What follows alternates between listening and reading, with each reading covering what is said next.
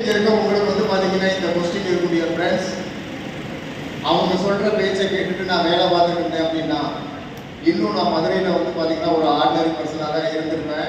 But விக்டாஸ் life சயின்ஸை எடுத்து யார் மூலமா எடுத்து தெரியுங்களா, ஒரு 4 நண்பர்கள் சேர்த்து ஆரம்பிச்சோம். Mister Karim, Mister Rajapandian, Kapilesh and Mister Vijay சொல்லிட்டு ஒரு 4 நண்பர்கள் ஆரம்பிச்சோம்.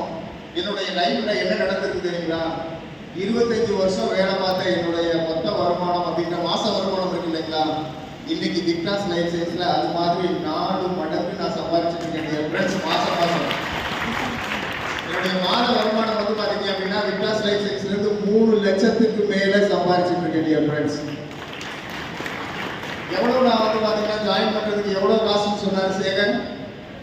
ஹலோ, எவ்வளவு? 10,000 ரூபாய். நிறைய பேருக்கு வந்து பாத்தீங்க அப்படின்னா எப்படியாவது இந்த 10,000 ரூபாய் இல்லைன்னு சொல்லி நம்ம வந்து பாத்தீங்கன்னா நம்ம கூட்டு வந்தவங்களை வந்து பாத்தீங்கன்னா எஸ்கேப் ஆயிடலாம் நினைப்பீங்க. டியர் ஃப்ரெண்ட்ஸ், அந்த 10,000 ரூபாயை நானும் ரெடி பண்ணி போட்டதுனால தான் இன்னைக்கு நான் டோட்டலா எவ்வளவு தெரியுமா சம்பாதிச்சிருக்கேன்? 17 லட்சம் ரூபாய் விக்டாஸ் லைஃப் சயின்ஸ் மூலியமா சம்பாதிச்சிருக்கேன் ஃப்ரெண்ட்ஸ்.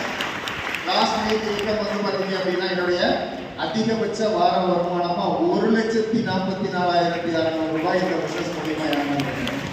அது மட்டும் இல்ல, இன்னைக்கு மதார்த்தி சொன்னார் இல்லைங்களா, இன்னைக்கு வந்து 26 லட்சம் ரூபாய் வேல்யூ உள்ள ஒரு சொபஸ்டிகேட்டட் கார் இந்தியா செல்டாஸ் அப்படின்ற கார்ல கிட்டத்தட்ட ஒரு 50 லட்சத்துக்கு நான் கார் வாங்கினா என்ன குவாலிட்டி இருக்குமோ அந்த மாதிரி ஒரு கார்ல ஒரு ஆர்டினரி பர்சன் டிராவல் பண்றதுக்கு ஒரே ஒரு டிசிஷன் தான், விக்டாஸ் லைஃப் சயின்ஸ் அப்படின்ற நம்ம பிசினஸ் டிசிஷன் எடுத்தேன்.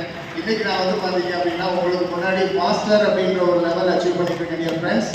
அது மட்டும் இல்ல, என்னோட லைஃப்ல நான் மட்டும் ஜெயிச்சிருக்கேன்னு கேட்டீங்கன்னா என் கூட லாஸ்ட் ஏப்ரல்ல வந்து பாத்தீங்கன்னா 12 பேரோட வந்து பாத்தீங்கன்னா ஃபிளைட்ல தாய்லாந்து ட்ரிப் அப்படின்ற ஒரு ட்ரிப்பை போயிட்டு வந்திருக்கேன். நான் முடிவெடுத்தது மட்டும் இல்லை, என்னோட டீமோட சேர்த்து ஒரு 12 பேரோட வந்து போயிட்டு வந்திருக்கேன். இந்த ஆப்பர்ச்சுனிட்டி எங்களுக்கு மட்டும் இல்லை, இங்க உட்கார்ந்துருக்க ஒவ்வொருத்தருக்கும் வந்து பாத்தீங்கன்னா இந்த ஆப்பர்ச்சுனிட்டி இருக்கு. அதனால நீங்க கேட்டுட்டு நீங்க என்ன செய்யணும்னா டிசிஷன் முடிவெடுங்க. Wish you all success.